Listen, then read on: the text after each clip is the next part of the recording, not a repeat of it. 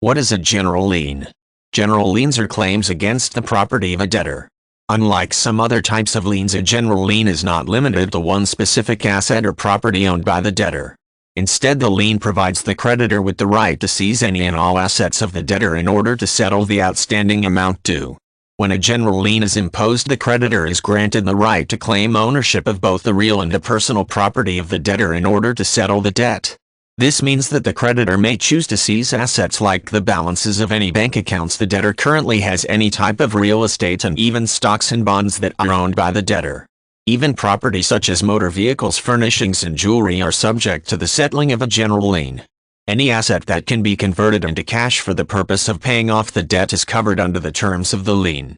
Depending on the laws that apply in a given jurisdiction, there may be some limitations on what type of assets can be seized in order to satisfy a general lien. In some countries, it is not permitted to seize undeveloped land that is owned by the debtor unless the land is directly connected with the debt itself.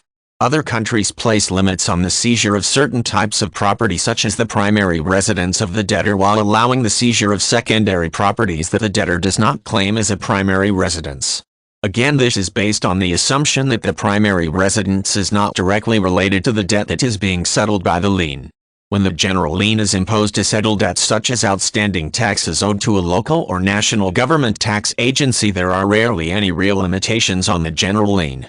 The agency can invoke a lien that includes the right to seize both real and personal property, as well as the balances of bank accounts and even the wages and salary of the debtor. In any case, the lien remains in effect until the total balance of the debt is paid.